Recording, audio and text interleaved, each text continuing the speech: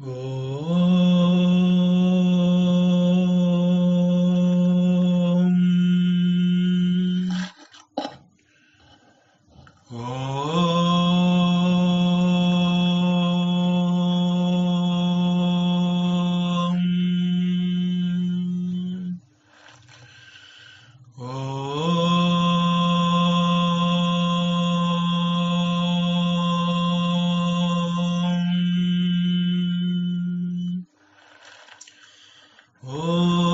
सहनाववतु सहनौ भुनक्तु सह वीर्यं करवावहै तेजस्विनावधीतमस्तु मा विद्विषावहै। ॐ शान्ति शान्ति ಶಾಂತಿ. ಶ್ರೀಕೃಷ್ಣ, ಸರ್ವೂ ನಿನ್ನ ಸೇವೆಯಾಗಲಿ ಸ್ವಾಮಿ. ಎಲ್ಲ ಆಧ್ಯಾತ್ಮ ಬಂಧುಗಳಿಗೂ ನಮಸ್ಕಾರ ಮತ್ತು ಜ್ಞಾನದರ್ಶನಂ ವೇದಿಕೆಗೆ ಸ್ವಾಗತ. ಶ್ರೀ ಗಣಪತಿ ಅಥರ್ವಶೀರ್ಷ ಉಪನಿಷತ್, ಇದ್ರ ಬಗ್ಗೆ ವಿಚಾರ ಮಾಡ್ತಾ ಬಂದಿದ್ದೀವಿ. ಇಲ್ಲಿ ಉಪನಿಷತ್ನಲ್ಲಿ ಪರಮಾತ್ಮ ಗಣಪತಿಯನ್ನು ಕುರಿತು ಸರ್ವಂ ಜಗದಿದಂ ತ್ವತ್ತೋ ಜಾಯತೆ ಅಂತ ಉಪನಿಷತ್ ಋಷಿ ಇಲ್ಲಿ ಪರಮಾತ್ಮನನ್ನ ಸ್ತುತಿಸ್ತಾ ಇದ್ದಾನೆ.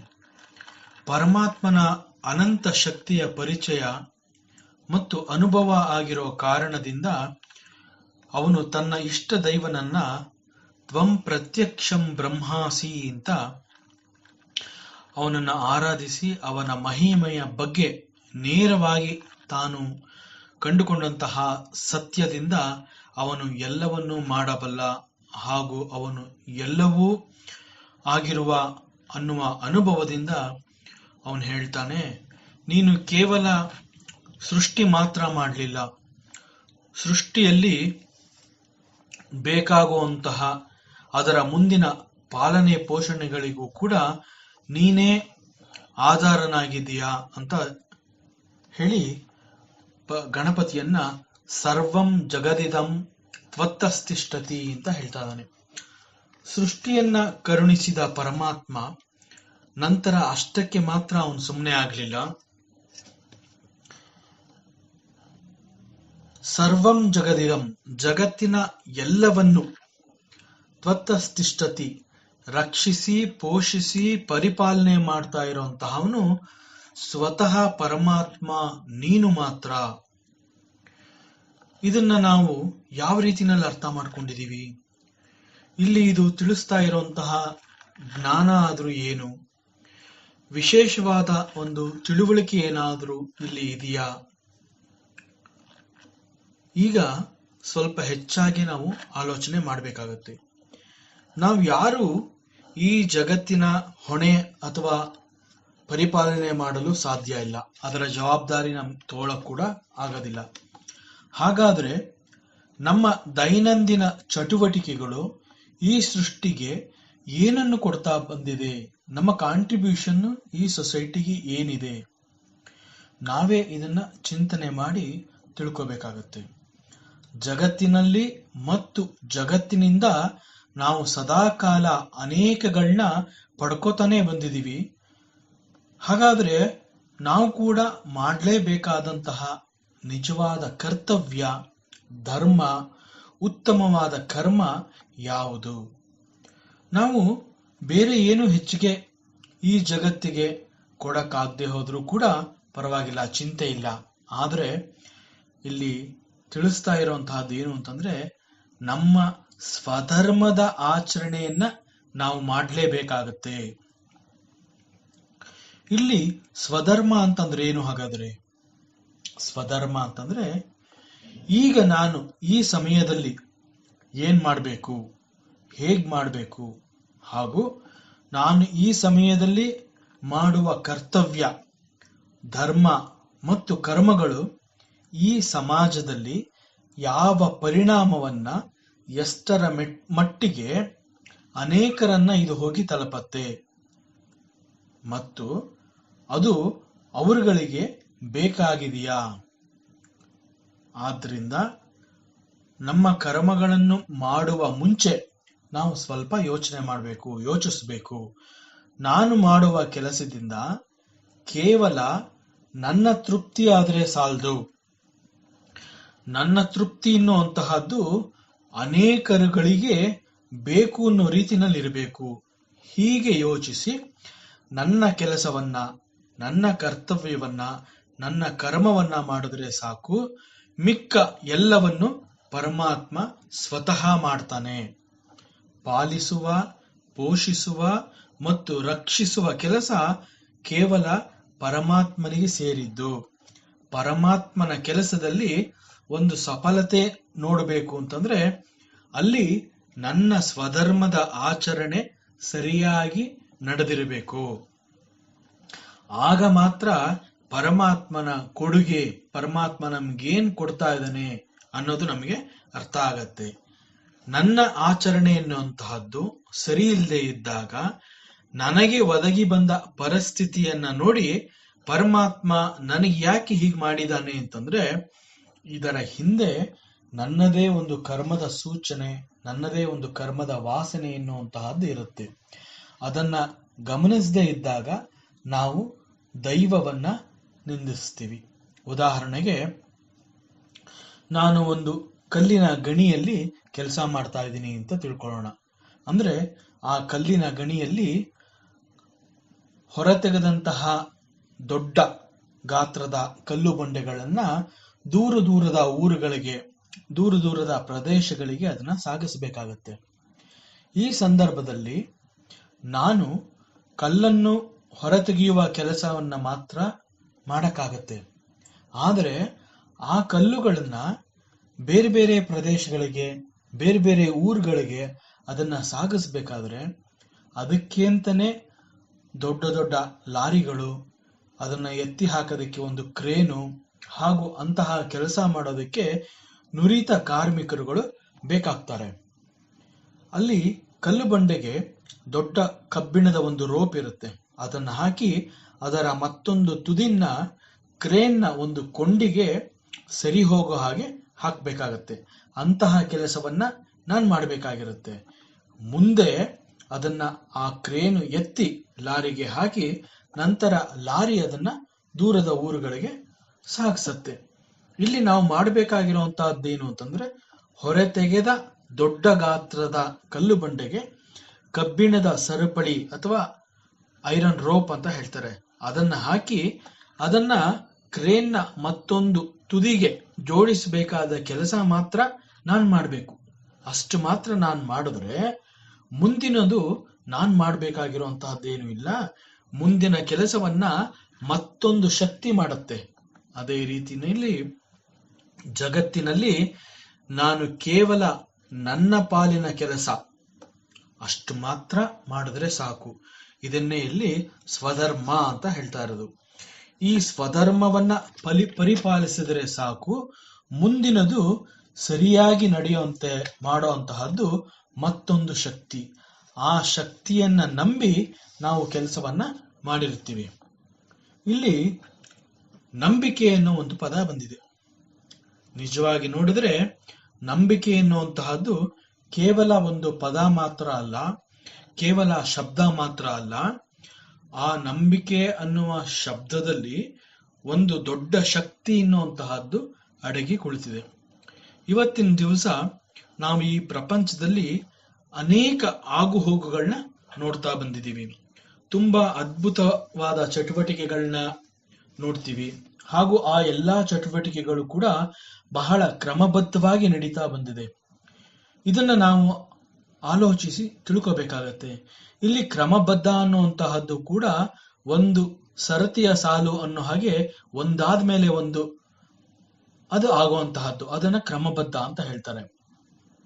ಅದರ ಪ್ರಾರಂಭದಲ್ಲಿ ನಮಗೆ ಏನು ಗೊತ್ತಾಗೋದಿಲ್ಲ, ಅಲ್ಲಿ ಏನು ಕಾಣೋದಿಲ್ಲ. ಆದ್ರೆ ಹಂತ ಹಂತವಾಗಿ ಅಲ್ಲಿ ಅನೇಕ ಕೆಲಸಗಳು ಜರುಗಿ ಮುಂದೆ ಅದು ತನ್ನ ಸಫಲತೆ ಅನ್ನೋದನ್ನ ಕಂಡುಕೊಳ್ಳುತ್ತೆ.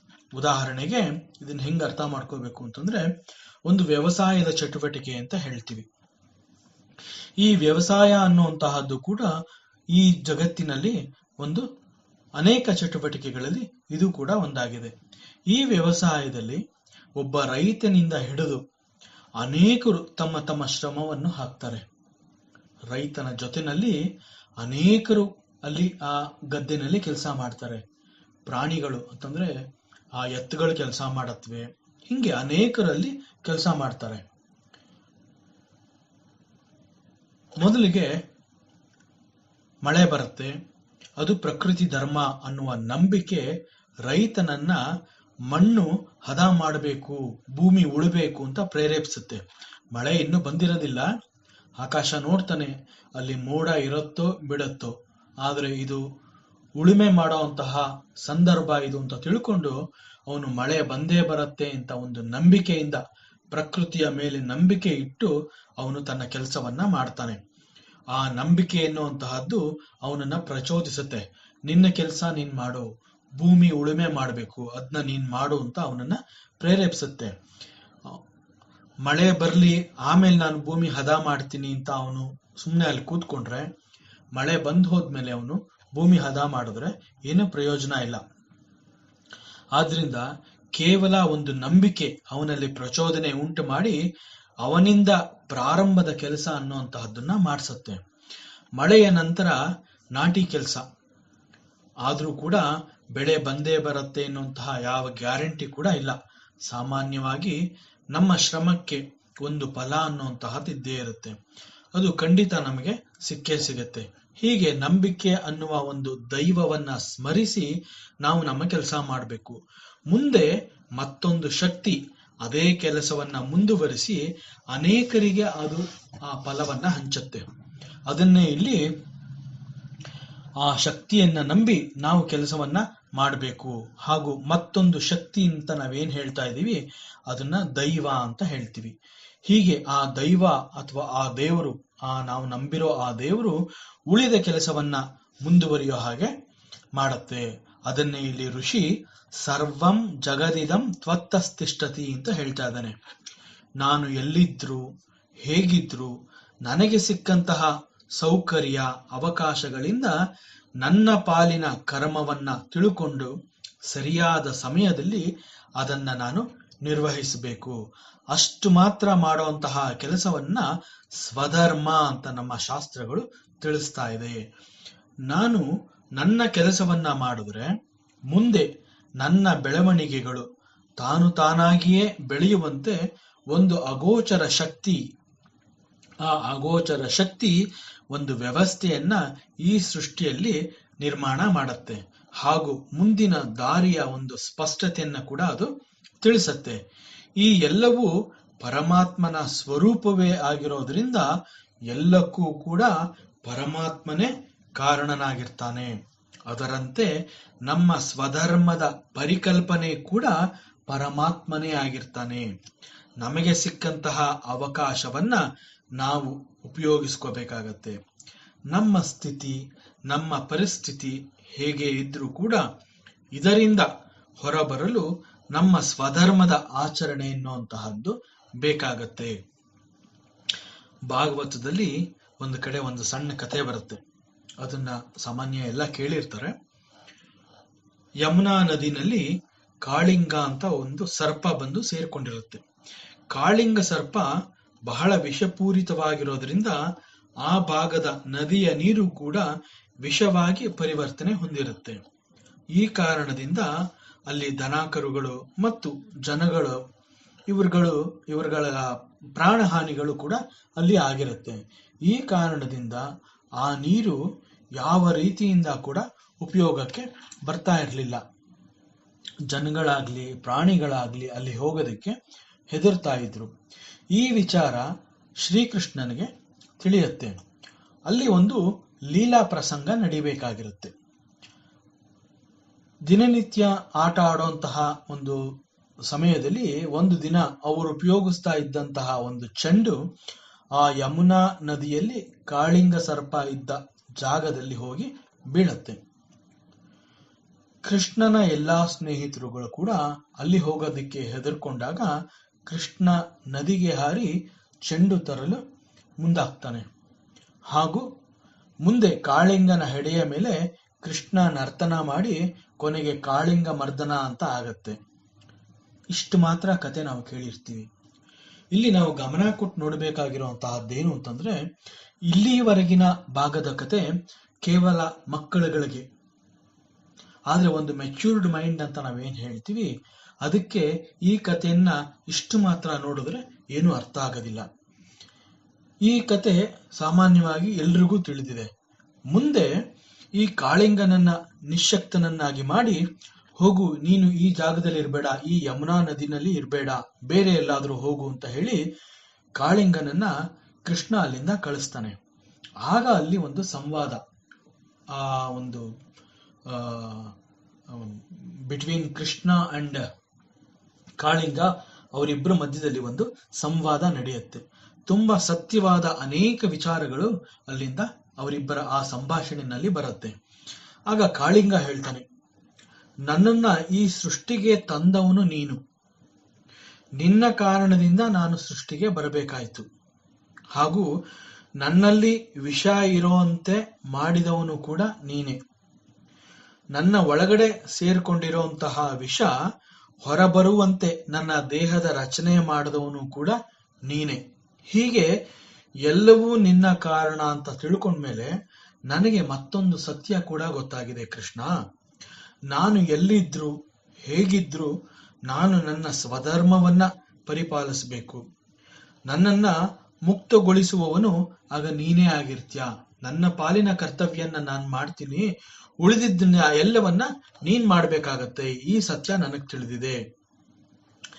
ಯಾವ ನಿನ್ನ ಪಾದಚರಣೆಗಳಿಗಾಗಿ ಯೋಗಿಗಳು ಬಹು ದೀರ್ಘ ತಪಸ್ಸನ್ನು ಮಾಡ್ತಾರೆ, ಅಂತಹ ಪರಮ ಪಾವನ ನಿನ್ನ ಪಾದಗಳು ಕೇವಲ ನನ್ನ ಸ್ವಧರ್ಮದ ಆಚರಣೆಯ ಕಾರಣದಿಂದ, ಅಂದ್ರೆ ನನ್ನ ದೇಹದಲ್ಲಿ ಸೇರಿರುವಂತಹ ವಿಷ ನನ್ನಿಂದ ಹೊರಬರುವಂತೆ ಮಾಡಬೇಕು. ನನ್ನ ದೇಹದ ರಚನೆ ಈ ರೀತಿನಲ್ಲೇ ಇರೋದ್ರಿಂದ ನಾನು ನನ್ನ ಪಾಲಿನ ನನ್ನ ಕೆಲಸವನ್ನ ನಾನು ಮಾಡಿದೆ. ನನಗೆ ಬೇರೆ ದಾರಿ ಇರಲಿಲ್ಲ, ನಾನು ಅಷ್ಟು ಮಾತ್ರ ಮಾಡಿದೆ. ಆದರೆ ನನ್ನ ಸ್ವಧರ್ಮದ ಆಚರಣೆಯ ಫಲ ಅನ್ನುವಂತಹದ್ದು ಯಾವ ಯೋಗಿಗಳು ವರ್ಷಾನುಗಟ್ಟಲೆ ನಿನ್ನ ಪಾದಚರಣಗಳಿಗಾಗಿ ತಪಸ್ಸು ಮಾಡಬೇಕಾಗುತ್ತೋ ಅಂತಹ ಸುವರ್ಣ ಅವಕಾಶ ನನಗೆ ಕೇವಲ ಸ್ವಧರ್ಮದ ಆಚರಣೆಯಿಂದ ಒದಗಿ ಬಂತು. ನಿನ್ನ ಪಾದಗಳು ನನ್ನ ಹೆಡೆ ಮೇಲೆ ನರ್ತನ ಮಾಡಿದವು ಮತ್ತು ನನಗೆ ಮುಕ್ತಿ ದೊರೆಯೋ ಹಾಗಾಯಿತು. ಈ ರೀತಿ ಕಾಳಿಂಗ ಕೃಷ್ಣನಿಗೆ ಹೇಳ್ತಾನೆ. ಅಂತಂದ್ರೆ ಇಲ್ಲಿ ನಾವು ಅರ್ಥ ಮಾಡ್ಕೋಬೇಕಾಗಿರೋದು, ನಾನು ಯಾವುದೇ ಪರಿಸ್ಥಿತಿನಲ್ಲಿ ನಾನು ಹೇಗೆ ಇದ್ರೂ ಅಲ್ಲಿ ನನ್ನದು ನಾನು ಮಾಡಬೇಕಾಗಿರುವಂತಹದ್ದು ಒಂದು ಸ್ವಧರ್ಮದ ಕೆಲಸ ಅನ್ನುವಂತಹದ್ದು ಅಲ್ಲಿ ತುಂಬಾ ಗೌಪ್ಯವಾಗಿ ಇರುತ್ತೆ. ಅದನ್ನ ಗಮನಿಸಿ ಅಂತಹ ಕೆಲಸವನ್ನ ನಾನು ಮಾಡ್ಲೇಬೇಕಾಗತ್ತೆ. ಮಿಕ್ಕಿದ್ದನ್ನ ಭಗವಂತ ನೋಡ್ಕೋತಾನೆ ಅನ್ನುವಂತಹ ಒಂದು ಸೂಕ್ಷ್ಮವಾದ ಸಂದೇಶ ಇಲ್ಲಿದೆ. ಪರಮಾತ್ಮ ಗೀತೆನಲ್ಲಿ ಹೇಳಿರೋದು ಕೂಡ ಅದನ್ನೇ. ಸ್ವಧರ್ಮೇ ನಿಧನಂ ಶ್ರೇಯ ಅಂತ ಹೇಳಿದಾನೆ. ಕೇವಲ ನಿನ್ನ ಪಾಲಿನ ಕರ್ಮವನ್ನ ಧರ್ಮದ ಆಶ್ರಯದಲ್ಲಿ ನಡೆಯುವಂತೆ ನೋಡ್ಕೊಳ್ಳುವಂತಹದ್ದೇ ನಮ್ಮ ಮೂಲ ಕರ್ತವ್ಯ ಆಗಿರುತ್ತೆ. ಉಳಿದ ಎಲ್ಲವನ್ನ ನಿಯಂತ್ರಿಸಿ ಗುರಿ ಮುಟ್ಟುವಂತೆ ಮಾಡುವಂತಹದ್ದು ಪರಮಾತ್ಮನ ಕೆಲಸ. ಪಾಲನೆ, ಪೋಷಣೆ, ರಕ್ಷಣೆ ಎಲ್ಲವೂ ನಿನ್ನ ಕಾರಣದಿಂದ ಮಾತ್ರನೇ ಆಗತ್ತೆ. ಸರ್ವಂ ಜಗದಿದಂ ತ್ವತ್ತಸ್ತಿಷ್ಠತಿ ಅಂತ ಇಲ್ಲಿ ಉಪನಿಷತ್ ಋಷಿ ಹೇಳ್ತಾ ಇದ್ದಾನೆ. ಮುಂದೆ ಋಷಿ ಹೇಳ್ತಾನೆ, ಸರ್ವಂ ಜಗದಿದಂ ತ್ವಯಿಲಯಮೇಷ್ಯತಿ ಅಂತ ಹೇಳ್ತಾನೆ. ಸೃಷ್ಟಿ ಮತ್ತು ಸ್ಥಿತಿಯ ಸಂಪೂರ್ಣ ಕ್ರಿಯೆ ಮುಗಿದ ನಂತರ ಇಡೀ ಜಗತ್ತು ಪರಮಾತ್ಮ ನಿನ್ನ ಕಾರಣದಿಂದ ನಿನ್ನಲ್ಲಿಯೇ ಬಂದು ನಿನ್ನಲ್ಲಿ ಲಯವಾಗುತ್ತದೆ. ಮೊದಲು ಈ ಎಲ್ಲವೂ ಕೂಡ ಹೊರಬಂದು ದೃಶ್ಯ ವಸ್ತುಗಳಾಗಿ ಕರ್ಮಗಳಿಗೆ ಕ್ಷೇತ್ರವಾಗಿ, ಆ ಎಲ್ಲವೂ ಮುಗಿದ ನಂತರ ಮತ್ತೆ ಇದು ನಿನ್ನಲ್ಲಿಯೇ ಬಂದು ಒಂದಾಗತ್ತೆ. ಒಂದಾದ ಅದು ನೀನಲ್ಲದೆ ಮತ್ತೆ ಬೇರೆ ಏನೂ ಅಲ್ಲ. ಅದಕ್ಕೆ ಅವನು ಪರಮಾತ್ಮನನ್ನ ಅದ್ವಿತೀಯೋಸಿ ಅಂತ ಹೇಳ್ತಾ ಇದ್ದಾನೆ. ಇದು ಹೇಗ್ ಸಾಧ್ಯ? ಇಷ್ಟು ದೊಡ್ಡ ಜಗತ್ತು ಸಂಪೂರ್ಣ ನಾಶವಾಗಿ ನಿನ್ನಲ್ಲಿ ಬಂದು ಸೇರೋದಾದ್ರೂ ಹೇಗೆ? ಇದು ನಮ್ಮ ಕಲ್ಪನೆಗೆ ಎಟುಕದ ಸತ್ಯ ಆಗಿದೆ. ಊಹಿಸಿಕೊಳ್ಳುವ ಶಕ್ತಿ ಕೂಡ ನಮ್ಮಲ್ಲಿ ಇಲ್ಲ. ಲಯ ಅನ್ನೋದರ ಜ್ಞಾನ ನಮ್ಮಲ್ಲಿ ಇಲ್ಲವಾದ್ರಿಂದ ನಾಶವನ್ನ ಅರ್ಥ ಮಾಡಿಕೊಳ್ಳಲಾಗದೆ ನಾವು ದುಃಖವನ್ನ ಅನುಭವಿಸ್ತೀವಿ. ದುಃಖಕ್ಕೆ ಅಜ್ಞಾನವೇ ಕಾರಣ ಅಂತ ಇದು ಇಲ್ಲಿ ತಿಳಿಸ್ತಾ ಇದೆ. ನಾವು ದೇವರು ಅಂತ ಹೇಳ್ತೀವಿ, ನಮ್ಮನ್ನ ಕಾಪಾಡೋನು ಪರಮಾತ್ಮ ಅಂತ ಹೇಳ್ತೀವಿ, ನಮ್ಮನ್ನ ಅವನು ರಕ್ಷಿಸ್ತಾನೆ ಅನ್ನುವ ನಂಬಿಕೆಯಿಂದ ಈ ಜಗತ್ತಿನಲ್ಲಿ ನಾವು ನೆಮ್ಮದಿಯಿಂದ ಇರ್ತೀವಿ. ಆದರೆ ಪರಮಾತ್ಮ ಸೃಷ್ಟಿ ಮತ್ತು ಸ್ಥಿತಿಯ ಕೆಲಸ ಮುಗಿದ ನಂತರ ಅದನ್ನು ನಾಶ ಮಾಡ್ತಾನೆ ಅಂತಂದ್ರೆ ಅದನ್ನ ಅರ್ಥ ಮಾಡ್ಕೊಳ್ಳೋದಾದ್ರೂ ಹೇಗೆ? ಅದು ಅರ್ಥ ಆದ್ರೂ ಕೂಡ ಅದನ್ನ ಜೀರ್ಣಿಸಿಕೊಳ್ಳೋದಾದ್ರೂ ಹೇಗೆ? ಇಲ್ಲಿ ಸಮಾಧಾನದ ಮನಸ್ಸಿನಿಂದ ನಾವು ಈ ಸತ್ಯವನ್ನ ತಿಳ್ಕೊಳ್ಳೋ ಪ್ರಯತ್ನ ಮಾಡಬೇಕು. ನೇರವಾಗಿ ಇದು ನಮಗೆ ಅರ್ಥ ಆಗುವಂತಹ ವಿಚಾರ ಅಲ್ಲ, ಹಾಗೂ ಇದು ನಮ್ಮ ಅನುಭವಕ್ಕೆ ನಿಲುಕುವಂತಹ ಒಂದು ವಿಚಾರ ಕೂಡ ಅಲ್ಲ. ಸ್ವಲ್ಪ ಹೆಚ್ಚು ಚಿಂತನೆ ಮಾಡಿ ಈ ವಿಚಾರಗಳನ್ನ ನಾವು ಚಿಂತನೆಗೆ ತಗೋಬೇಕಾಗತ್ತೆ. ನಾವು ಮಲಗಿ ಎದ್ದ ನಂತರ ನಮ್ಮದೇ ಪ್ರಪಂಚವನ್ನ ನಾವು ಸೃಷ್ಟಿ ಮಾಡ್ಕೋತೀವಿ. ಆದರೆ ಇದು ನಮಗೆ ಗೊತ್ತಾಗ್ತಾ ಇಲ್ಲ. ನಮ್ಮದೇ ಪ್ರಪಂಚ ಅಂತ ನಾವೇನ್ ಹೇಳ್ತೀವಿ ಅದನ್ನ ನಾನೇ ಸೃಷ್ಟಿ ಮಾಡ್ಕೊಂಡಿದ್ದೀನಿ ಅನ್ನುವಂತಹದ್ದು ನನಗೆ ಗೊತ್ತಾಗೋದಿಲ್ಲ. ನನಗೆ ಗೊತ್ತಾಗದೆ ನಾನೇ ನನ್ನ ಪ್ರಪಂಚವನ್ನ ಸೃಷ್ಟಿ ಮಾಡ್ಕೊಂಡಿರ್ತೀನಿ. ಅದು ಹೇಗೆ? ಎಚ್ಚರವಾದ ನಂತರ ನಾನು ಎಂಬ ನನ್ನ ಯೋಚನಾ ಸಹಿತವಾದ ನಾನು ಪ್ರಜ್ಞೆಗೆ ಅಂಟ್ಕೋತೀನಿ. ಇದು ಸ್ವಲ್ಪ ವಿಚಿತ್ರವಾಗಿ ಕೇಳುತ್ತೆ, ಹಾಗೂ ಇದನ್ನು ಹೇಗೆ ಅರ್ಥ ಮಾಡ್ಕೋಬೇಕು ಅಂತಂದ್ರೆ, ಈ ನಾನು ಅನ್ನೋ ಪ್ರಜ್ಞೆಗೆ ನಾನು ಅಂಟುಕೊಂಡ ತಕ್ಷಣ ಈ ನಾನು ಅಂತಂದ್ರೆ ಅದು ಈ ನನ್ನ ದೇಹದೊಂದಿಗೆ ನನ್ನನ್ನ ಗುರುತಿಸಿಕೊಂಡ ನಂತರ ಇದು ನನ್ನ ಮನೆ, ಇವಳು ನನ್ನ ಹೆಂಡತಿ, ಅಥವಾ ಇವನು ನನ್ನ ಗಂಡ, ಇವರು ನನ್ನ ಮಕ್ಕಳು, ಇದು ನನ್ನ ವೆಹಿಕಲ್ಲು, ಇದು ನನ್ನ ಹಣ, ಹೀಗೆ ಅನೇಕಗಳನ್ನ ನನ್ನದಾಗಿ ಗುರುತಿಸಿಕೊಂಡು ಅವುಗಳೆಲ್ಲವನ್ನ ಸೇರಿಸಿ ನಾನು ಹೇಳ್ತೀನಿ ಇದು ನನ್ನ ಪ್ರಪಂಚ, ನನ್ನ ಹೆಂಡತಿ, ಮಕ್ಕಳು, ನನ್ನ ಪ್ರಾಪರ್ಟಿ, ನನ್ನ ಬಿಲ್ಡಿಂಗು, ಇದು ನನ್ನ ಪ್ರಪಂಚ ಆಗಿದೆ, ಇಲ್ಲಿ ನಾನು ಸುಖವಾಗಿದ್ದೀನಿ ಅಂತ ಹೇಳಿ ಆ ನಾನು ನನ್ನನ್ನ ಎಲ್ಲೆಲ್ಲಿ ಗುರುತಿಸ್ಕೋತೀನಿ ಅದಕ್ಕೆಲ್ಲ ಒಂದು ಬೌಂಡ್ರಿ ಹಾಕಿ ಅದನ್ನ ದಿಸ್ ಈಸ್ ಮೈ ವರ್ಲ್ಡ್ ಅಂತ ನಾನು ಕರಿತೀನಿ. ಎಚ್ಚರಗೊಂಡ ನಂತರ ಈ ರೀತಿ ನನ್ನದೇ ಪ್ರಪಂಚಕ್ಕೆ ಅಂಟಿಕೊಂಡು ಪುನಃ ಆ ರಾತ್ರಿ ನಾನು ಮಲಗಿದಾಗ ನನಗೆ ನನ್ನದೇ ದೇಹ ಕೂಡ ಗೊತ್ತಾಗೋದಿಲ್ಲ. ನಿದ್ದೆಯಲ್ಲಿ ನಾನು ಅನ್ನುವಂತಹದ್ದೇ ಇರೋದಿಲ್ಲ. ಈ ಕಾರಣದಿಂದ ನನ್ನ ಎಲ್ಲವುಗಳು ಕೂಡ ಅದೇ ರೀತಿಯಲ್ಲಿ ನನಗೆ ಕಾಣಿಸೋದಿಲ್ಲ. ಹಾಗಾದ್ರೆ ನಿದ್ದೆಯಲ್ಲಿ ನಾನಿದ್ದಾಗ ಯಾವುದೆಲ್ಲವನ್ನು ನಾನು ಇದು ನನ್ನದು ಅಂತ ಹೇಳ್ಕೊಂಡಿರ್ತೀನಿ ಅವೆಲ್ಲವೂ ಎಲ್ಲಿ ಹೋಯಿತು? ನನ್ನ ಹೆಂಡತಿ, ಮಕ್ಕಳು, ಮನೆ, ಆಸ್ತಿ, ಈ ಎಲ್ಲವುಗಳು ಕೂಡ ನಾನು ನಿದ್ದೆಗೆ ಜಾರಿದಾಗ ಅಲ್ಲಿ ನಾನು ಅನ್ನುವ ಪ್ರಜ್ಞೆಯೇ ಕಾಣುವುದಿಲ್ಲವಾದ್ರಿಂದ ನನ್ನ ಪ್ರಪಂಚವೂ ಸೇರಿದಂತೆ ಎಲ್ಲವೂ ಕೂಡ ನನ್ನಿಂದ ದೂರವಾಗುವುದು ಅಥವಾ ಕಣ್ಮರೆಯಾಗುವುದು. ಈ ಕಣ್ಮರೆಯನ್ನ ನಾಶ ಅಥವಾ ಲಯ ಅಂತ ನಮ್ಮ ವೇದಾಂತಗಳು ತಿಳಿಸ್ತಾ ಇದೆ. ಎಲ್ಲಿ ಹೋಯಿತು ಅಂತಂದ್ರೆ ಅವೆಲ್ಲವೂ ನನ್ನಲ್ಲಿಯೇ ನನ್ನ ಮೂಲಕ್ಕೆ ಹೋಗಿ ಅಲ್ಲಿ ಒಂದಾಗಿರುತ್ತೆ. ಮತ್ತೆ ಎಚ್ಚರದ ನಂತರ ಎಲ್ಲವುಗಳು ಕೂಡ ಯೋಚನೆಗಳಾಗಿ ಒಂದೊಂದಾಗಿ ಹೊರಬಂದು ನನ್ನ ಪ್ರಪಂಚ ಎಂಬಂತೆ ಮತ್ತೆ ಅದು ಸೃಷ್ಟಿಯಾಗತ್ತೆ. ನಿದ್ದೆಯಲ್ಲಿ ಈ ಎಲ್ಲವೂ ಲಯವಾಯಿತು ಅಂತಂದ್ರೆ ಎಲ್ಲವೂ ಬಹು ಸೂಕ್ಷ್ಮವಾಗಿ ಮೂಲಕ್ಕೆ ತೆರಳಿರುತ್ತೆ ಅನ್ನೋ ಅರ್ಥದಲ್ಲಿ ಇಲ್ಲಿ ನಾಶ ಅನ್ನೋದನ್ನ ತಿಳಿಸ್ತಾ ಇದೆ. ನಾವು ಎಚ್ಚರದಲ್ಲಿ ನಮ್ಮದೇ ಮಗು ಅಂತ ಹೇಳಿರ್ತೀವಿ. ಆ ಮಗುವಿನಲ್ಲಿ ಕಂಡ ಮಗ ಅಥವಾ ಮಗಳು ಕೂಡ ಅವರು ಕೂಡ ನಿದ್ದೆಗೆ ಜಾರಿರ್ತಾರೆ. ಮಗು ಮಲಗಿದ್ರು ಕೂಡ ಆ ಮಗುಗೆ ನಾನು ಅನ್ನೋದೇ ಗೊತ್ತಿರೋದಿಲ್ಲ. ಆದ್ರೂ ಕೂಡ ಮಲಗಿದ ಮಗುವನ್ನ ನೋಡಿ ಇದು ನನ್ನ ಮಗು ಅಂತ ಹೇಳಿಕೊಂಡು ನಾನು ನನ್ನದು ಅಂತ ಹೇಳಿ ಅದಕ್ಕೆ ಅಂಟ್ಕೊಂಡಿರುವಂತಹ ಸಂಬಂಧ ಕೂಡ ನಾನು ಎಂಬ ಪ್ರಜ್ಞೆಯ ಜೊತೆಗೆ ಲಯವಾಗಿರುತ್ತೆ.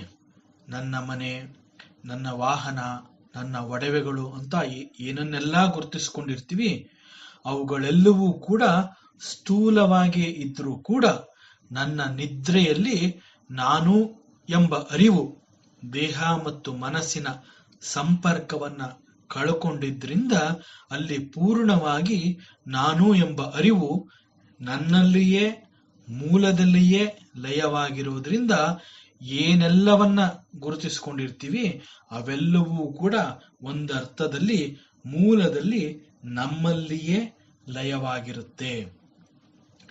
ಏನೆಲ್ಲವನ್ನ ನಾನು ಸೃಷ್ಟಿಸಿಕೊಂಡು ನನ್ನದೇ ಪ್ರಪಂಚ ಅಂತ ಹೇಳಿ ಗುರುತಿಸ್ಕೊಂಡಿರ್ತೀನಿ ಅವೆಲ್ಲವೂ ಹಾಗಾದ್ರೆ ಎಲ್ಲಿಗೆ ಹೋಯಿತು?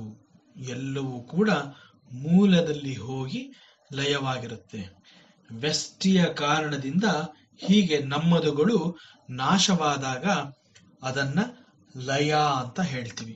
ಸಮಷ್ಟಿ ದೃಷ್ಟಿಯಿಂದ ಎಲ್ಲವೂ ನಾಶವಾದಾಗ ಅದನ್ನ ಪ್ರಲಯ ಅಂತ ಹೇಳ್ತೀವಿ. ಹೀಗೆ ಲಯ ಮತ್ತು ಪ್ರಲಯ ಎರಡೂ ಕೂಡ ನಾಶಗಳೇ ಆದರೂ ಒಂದು ನನ್ನ ದೃಷ್ಟಿಯಿಂದ ಮತ್ತೊಂದು ಸಮಷ್ಟಿ ದೃಷ್ಟಿಯಿಂದ ಎಲ್ಲವೂ ವ್ಯಕ್ತ ರೂಪದಿಂದ ಅವ್ಯಕ್ತ ರೂಪಕ್ಕೆ ಮರಳತ್ವೆ.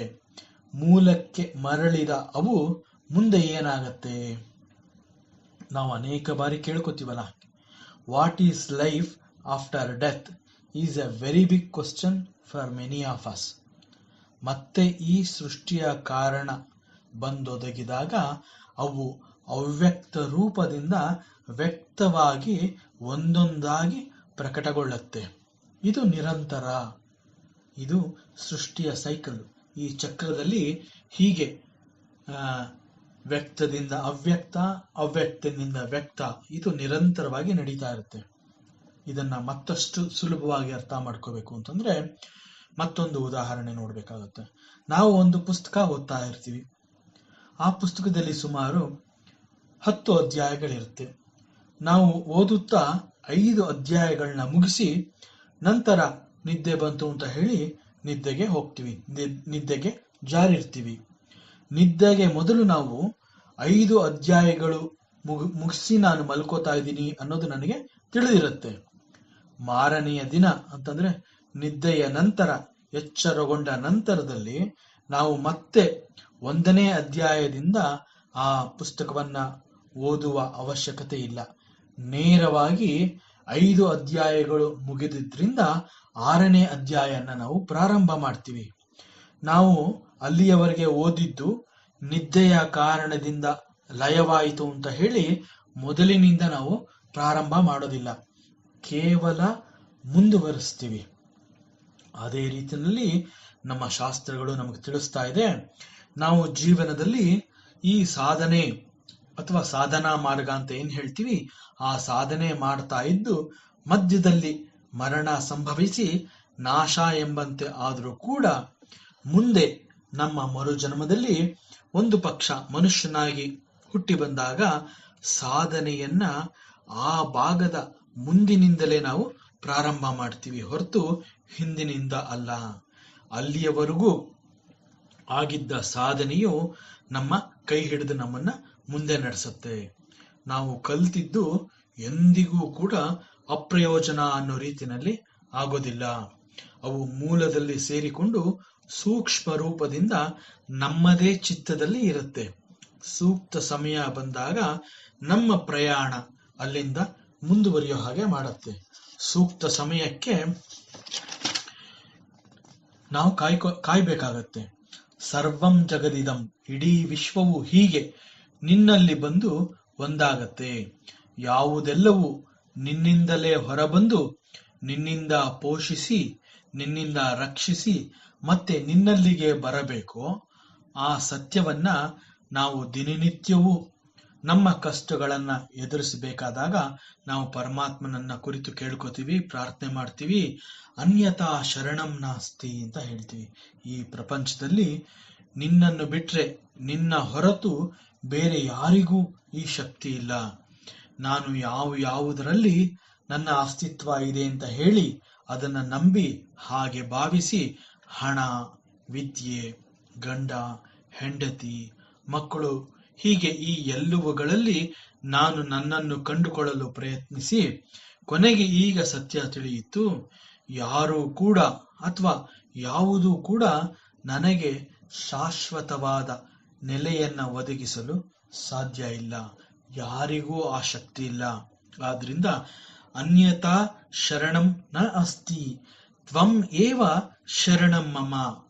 ಕೇವಲ ನೀನು ಮಾತ್ರ ನನಗೆ ಆಶ್ರಯವನ್ನು ಕೊಡಬಲ್ಲೆ. ದಯಮಾಡಿ ನನ್ನನ್ನು ಸ್ವೀಕರಿಸು.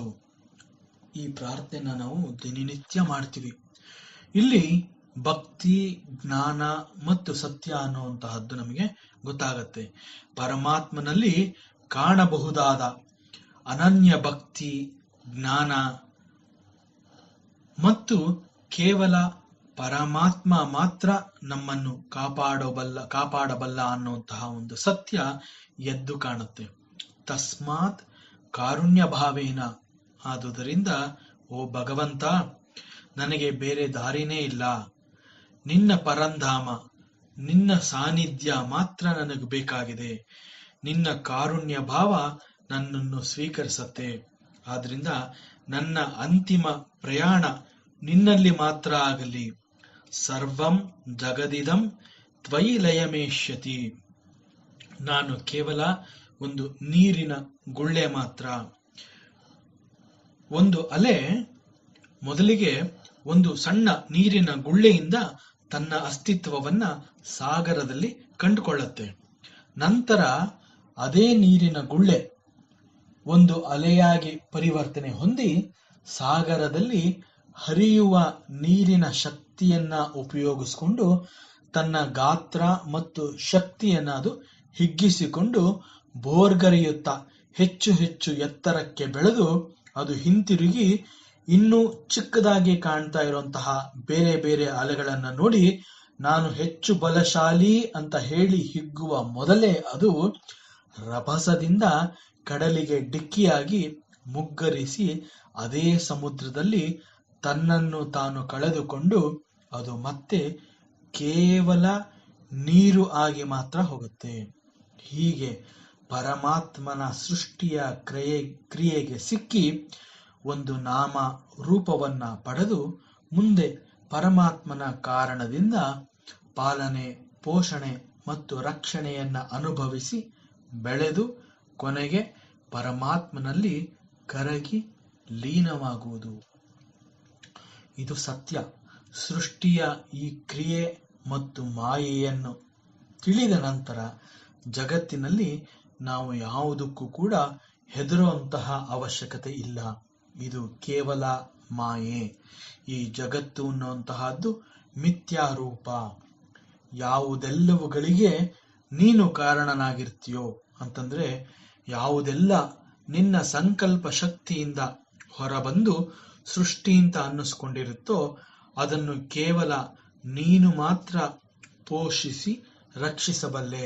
ಕೊನೆಗೆ ಮರುಸೃಷ್ಟಿಯ ಕಾರಣದಿಂದಾಗಿ ಈ ಎಲ್ಲವನ್ನು, ಜಗತ್ತಿನ ಎಲ್ಲವನ್ನು ನಿನ್ನಲ್ಲಿ ಲೀನಗೊಳಿಸ್ಕೋತೀಯ ನೀನು. ಸರ್ವಂ ಜಗದಿದಂ ತ್ವಯಿ ಲಯಮೇಷ್ಯತಿ ಅಂತ ಹೇಳಿ ಉಪನಿಷತ್ ಋಷಿ ಪರಮಾತ್ಮನನ್ನ ಈ ರೀತಿ ಸ್ತುತಿಸ್ತಾ ಇದ್ದಾನೆ.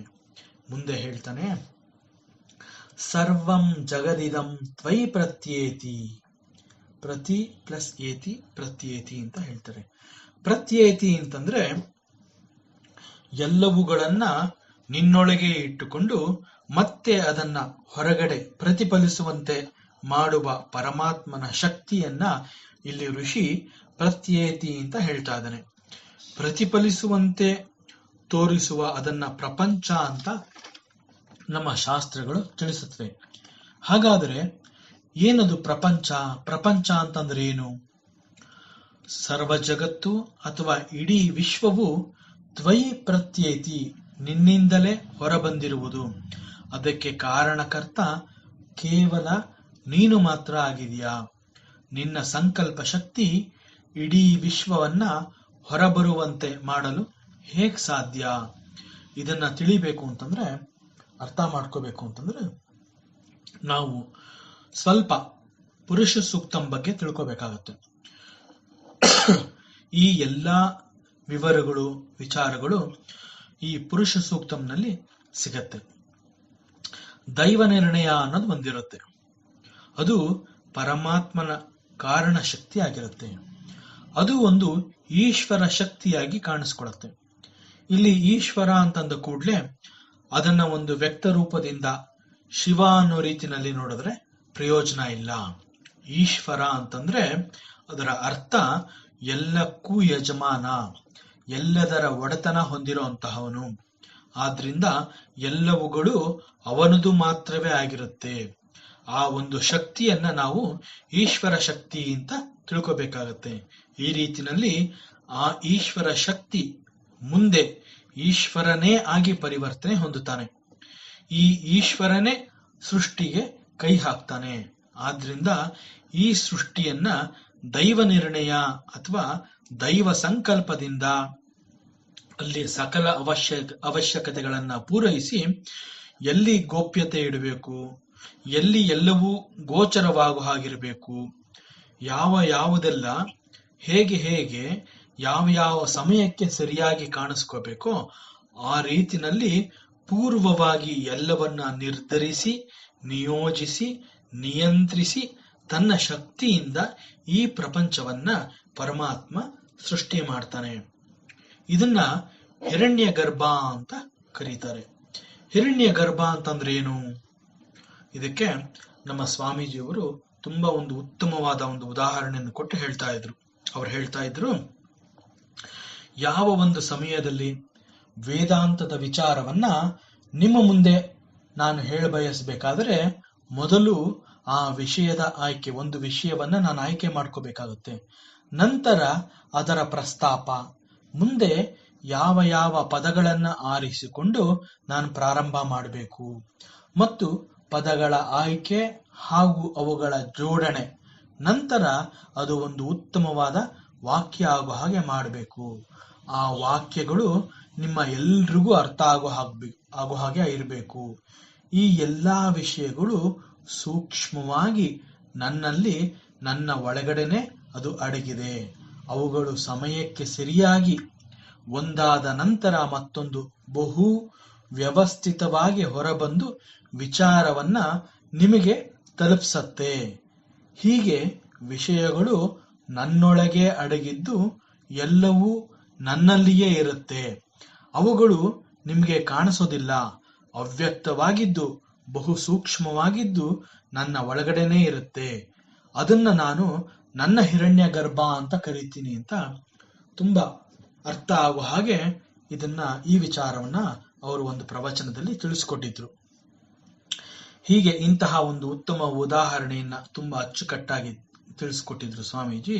ಈ ರೀತಿಯಲ್ಲಿ ಪರಮಾತ್ಮನ ಉದರದಲ್ಲಿ ಎಲ್ಲವೂ ಅಡಗಿದ್ದು ಕೋಟ್ಯಾಂತರ ಜೀವರಾಶಿಗಳಿಗೆ, ಜಡಗಳಿಗೆ ಹಾಗೂ ಸೃಷ್ಟಿಗೆ ಬೇಕಾದ ಎಲ್ಲವೂ ಎಲ್ಲರಿಗೂ ಸಿಗುವಂತೆ ತನ್ನಲ್ಲಿ ಇಟ್ಟುಕೊಂಡು ಅದನ್ನು ಕೊಡ್ತಾ ಬರ್ತಾನೆ ಪರಮಾತ್ಮ. ಹೀಗೆ ಪರಮಾತ್ಮ ತನ್ನೊಳಗೆ ಅಡಗಿಸಿಟ್ಟಿಕೊಂಡಿರುವಂತಹ ಇದನ್ನ ಹಿರಣ್ಯ ಗರ್ಭ ಅಂತ ಹೇಳ್ತಾರೆ.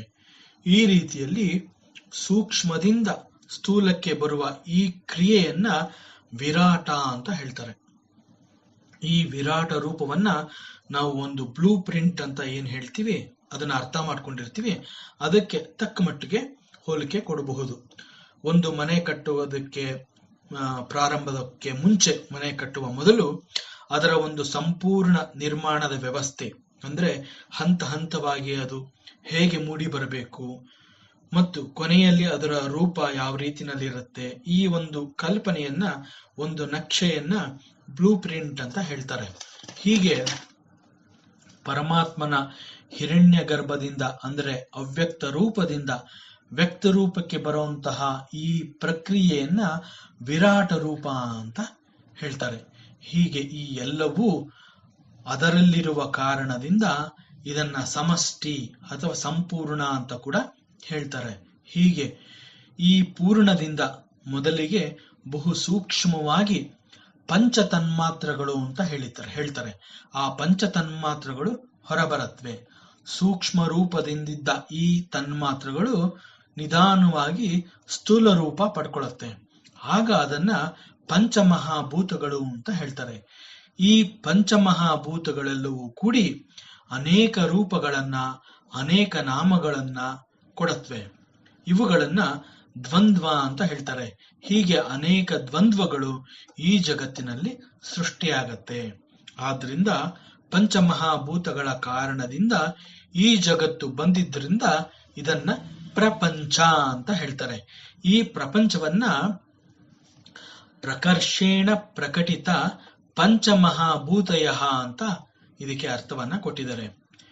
ಪ್ರಕರ್ಷೇಣ ಅಂತಂದ್ರೆ ಏನು? ಪ್ರಕರ್ಷೇಣ ಅಂತಂದ್ರೆ ಇದು ಏನೋ ಬೇಕಾಬಿಟ್ಟಿ ಅಂತ ಲೋಕಾರೂಢಿನಲ್ಲಿ ಹೇಳೋ ಹಾಗೆ ಇದು ಸುಮ್ಮನೆ ಏನೋ ಹಾಗೆ ಬಂದಿಲ್ಲ, ಅಂದ್ರೆ ಏನೋ ಮಾಡಕ್ ಹೋಗಿ ಈ ಒಂದು ಜಗತ್ತು ಅಂತ ಆಯಿತು, ಆ ರೀತಿ ಅಲ್ಲ. ಇದು ಪೂರ್ವಯೋಜಿತ, ಪೂರ್ವ ರೂಪಿತ, ವೆಲ್ ಪ್ಲಾನ್ಡ್ ಅಂತ ನಾವು ಹೇಳ್ತೀವಲ್ಲ, ಹಾಗೆ ವೆಲ್ ಪ್ಲಾನ್ಡ್ ಅಂತ ಹೇಳೋ ರೀತಿನಲ್ಲಿ ಈ ಸೃಷ್ಟಿನ ನಾವು ಅರ್ಥ ಮಾಡ್ಕೋಬೇಕು. ಸೃಷ್ಟಿ ಎಂಬ ಮಾತು ಬಂದಾಗ ನಾವು ಎರಡು ರೀತಿಯ ಸೃಷ್ಟಿಯನ್ನ ಅನುಭವಿಸಿರ್ತೀವಿ. ಒಂದು ಈಶ್ವರ ಸೃಷ್ಟಿ ಅಂತ ಹೇಳ್ತೀವಿ, ಮತ್ತೊಂದನ್ನ ಜೀವ ಸೃಷ್ಟಿ ಅಂತ ಹೇಳ್ತೀವಿ. ಅಪೂರ್ಣ ಕ್ರಿಯೆಯ ಪ್ರತಿರೂಪ ಅಂತಂದ್ರೆ ಜೀವಾತ್ಮ, ಪೂರ್ಣತ್ವದ ಪ್ರತಿರೂಪ ಅಂತಂದ್ರೆ ಈಶ್ವರ. ಜೀವಾತ್ಮ ಮತ್ತು ಪರಮಾತ್ಮನಲ್ಲಿ ಕಾಣಬಹುದಾದ ಒಂದು ವ್ಯತ್ಯಾಸ ಅಂತಂದ್ರೆ ಇದೆ. ಜೀವಾತ್ಮ ಅಂತ ಅನ್ನಿಸ್ಕೊಂಡ ನಮ್ಮಲ್ಲಿ 3 ಶಕ್ತಿಗಳಿದೆ. ಅದೇ ರೀತಿ ಪರಮಾತ್ಮನಾದ ಈಶ್ವರನಲ್ಲಿ ಕೂಡ 3 ರೀತಿಯ ಶಕ್ತಿಗಳಿದೆ. ಯಾವುದು ಆ ಶಕ್ತಿಗಳು? ಆ ಶಕ್ತಿಗಳ ವ್ಯತ್ಯಾಸ ಏನು ಅಂತಂದ್ರೆ, ಮೊದಲಿಗೆ ಇಚ್ಛಾಶಕ್ತಿ, ಜ್ಞಾನಶಕ್ತಿ ಮತ್ತು ಕ್ರಿಯಾಶಕ್ತಿ ಅಂತ ಹೇಳ್ತಾರೆ. ಪರಮಾತ್ಮನಿಗೆ ಬಂದ ಮೊದಲ ಯೋಚನೆ ಈ ಒಂದು ಸೃಷ್ಟಿಯ ಕಲ್ಪನೆ. ಸೃಷ್ಟಿಗೆ ಕೈ ಹಾಕಿದಾಗ ಅವನು ಬ್ರಹ್ಮನಾಗಬೇಕು ಅಂತಂದ್ರೆ ಅವನು ಎಲ್ಲವೂ ಆಗಬೇಕು ಅಂತ ಅನೇಕ ದೀರ್ಘಕಾಲದವರೆಗೆ ಬಹು ದೊಡ್ಡ ತಪಸ್ಸನ್ನ ಮಾಡ್ತಾನೆ. ಇಲ್ಲಿ ಈಶ್ವರ ಮತ್ತು ಬ್ರಹ್ಮ ಈ ಎರಡನ್ನು ನಾವು ಒಂದು ಶಕ್ತಿ ರೂಪವಾಗಿ ಅರ್ಥ ಮಾಡ್ಕೋಬೇಕಾಗುತ್ತೆ. ವೇದಾಂತದಲ್ಲಿ ಪರಮಾತ್ಮ ಅಂತಂದ್ರೆ ಅದು ನಿರಾಕಾರ, ಹಾಗೂ ಅದುವೇ ನಂತರ ಪರಮಶಕ್ತಿಯಾಗಿ ಪರಿಣಾಮ ಹೊಂದತ್ತೆ. ಹೀಗೆ ದೀರ್ಘಕಾಲದ ತಪಸ್ಸು ಸೃಷ್ಟಿಯ ಪೂರ್ಣ ಪರಿಕಲ್ಪನೆಯನ್ನ ಒದಗಿಸಿಕೊಡತ್ತೆ. ಇದು ಪರಮಾತ್ಮನ ಇಚ್ಛಾಶಕ್ತಿ. ಇಲ್ಲಿ ತಪಸ್ಸು ಅಂತ ಹೇಳಿರುವಂತಹದ್ದು ಒಂದು ಏಕಾಗ್ರತೆ. ಯಾವುದೇ ಒಂದು ಕೆಲಸವನ್ನ ಮಾಡಬೇಕಾದ್ರೆ ಸಿಂಗಲ್ ಮೈಂಡೆಡ್ ಫೋಕಸ್ ಅಂತ ನಾವೇನ್ ಹೇಳ್ತೀವಿ, ಆ ಏಕಾಗ್ರತೆ ಅಂತ ಹೇಳ್ತೀವಿ. ಆ ಏಕಾಗ್ರತೆಯಿಂದ ಒಂದು ಪರಿಪೂರ್ಣವಾದ ಒಂದು ಕಲ್ಪನೆ ನಮಗೆ ಸಿಗಬೇಕಾದ್ರೆ ಈ ಒಂದು ತಪಸ್ಸು ಅಥವಾ ಏಕಾಗ್ರತೆ ಎನ್ನುವಂತಹದ್ದನ್ನ ಮಾಡಬೇಕು ಅನ್ನೋದನ್ನ ಇಲ್ಲಿ ಇದು ತಿಳಿಸ್ತಾ ಇದೆ. ಹೀಗೆ ದೀರ್ಘಕಾಲದ ತಪಸ್ಸು ಸೃಷ್ಟಿಯ ಒಂದು ಪರಿಕಲ್ಪನೆಯನ್ನ ಅಥವಾ ಆ ಪರಿಕಲ್ಪನೆಯ ಜ್ಞಾನವನ್ನ ಅದು ಒದಗಿಸಿಕೊಡುತ್ತೆ. ಇದು ಪರಮಾತ್ಮನ ಇಚ್ಛಾಶಕ್ತಿ. ಇಲ್ಲಿ ಸೃಷ್ಟಿ ಅಂತಂದ್ರೇನು, ಅಲ್ಲಿ ಏನೆಲ್ಲ ಇರಬೇಕು, ಹೇಗೆ ಇರಬೇಕು, ಎಲ್ಲಾ ಅವಶ್ಯಕತೆಗಳನ್ನ ಪೂರೈಸುವಂತಹ ಒಂದು ಜ್ಞಾನ ಸಂಪಾದನೆ ಈ ಒಂದು ತಪಸ್ಸು ಅಂತ ನಾವೇನ್ ಹೇಳಿದ್ವಿ, ಅಥವಾ ಏಕಾಗ್ರತೆಯಿಂದ ಅದ್ರ ಬಗ್ಗೆ ಯೋಚನೆ ಮಾಡಿದ್ರು ಅಂತ ನಾವೇನ್ ಹೇಳ್ತೀವಿ, ಆ ಕಾರಣದಿಂದ ಈ ಒಂದು ಸಂಪಾದನೆ ಆಗಿರುತ್ತೆ. ಇದು ಪರಮಾತ್ಮನ ಜ್ಞಾನಶಕ್ತಿ. ಸೃಷ್ಟಿ ಮಾಡಬೇಕು ಅನ್ನುವಂತಹದ್ದು ಇಚ್ಛಾಶಕ್ತಿ, ಹಾಗೂ ದೀರ್ಘಕಾಲದ ತಪಸ್ಸಿನ ನಂತರ ಗಳಿಸಿಕೊಂಡಿರುವಂತಹದ್ದು ಪರಮಾತ್ಮನ ಜ್ಞಾನಶಕ್ತಿ. ಸೃಷ್ಟಿಯಾದ ನಂತರ ಅದರ ವಿಸ್ತಾರ ಹೇಗಿರಬೇಕು, ವಿಸ್ತಾರಕ್ಕೆ ಅನುಗುಣವಾಗಿ ಮೂಲ ಸೌಕರ್ಯ, ಹೀಗೆ ಅನೇಕಗಳ ಬಗ್ಗೆ ಜ್ಞಾನ ಸಂಪಾದನೆ ಮಾಡಿಕೊಂಡು ನಂತರ ಮುಂದಿನ ಕಾರ್ಯಕ್ಕೆ ಪರಮಾತ್ಮ ಅಣಿಯಾಗ್ತಾನೆ. ಇದು ಅವನ ಕ್ರಿಯಾಶಕ್ತಿ. ಆದರೆ ಜೀವಾತ್ಮರುಗಳಾದ ನಾವು ನಮ್ಮ ಬಯಕೆಗಳು, ನಾವು ಇಷ್ಟಪಟ್ಟಿರುವಂತಹದ್ದನ್ನ, ನಮ್ಮಲ್ಲಿ ಆ ಒಂದು ಇಚ್ಛೆ ಅನ್ನೋದು ಮೂಡಿದ ಕೂಡಲೇ ಅದನ್ನ ಪಡ್ಕೋಬೇಕು ಅಂತ ನಾವು ಹವಣಿಸಿ ಅದನ್ನ ಯಾವ ರೀತಿ ಪಡ್ಕೋಬೇಕು ಅಂತ ಕೂಡ ನಾವು ಯೋಚನೆ ಮಾಡಿದಿಲ್ಲ. ಈ ತಪ್ಪುಗಳನ್ನ ನಾವು ಮಾಡ್ತಾನೆ ಇರ್ತೀವಿ. ಇದು ನಮ್ಮ ಸಹಜ ಸ್ವಭಾವವಾಗಿರುತ್ತೆ. ಹೀಗೆ ಈಶ್ವರನ ಸಂಕಲ್ಪ ವಿರಾಟ ರೂಪವಾಗಿ ಹೊರಬರುತ್ತೆ. ವಿರಾಟ ರೂಪದ ನಂತರ ಪಂಚತನ್ಮಾತ್ರ, ಅಲ್ಲಿಂದ ಪಂಚಮಹಾಭೂತ, ಪಂಚಮಹಾಭೂತಗಳ ಸಹಕಾರದಿಂದ ಪ್ರಪಂಚ,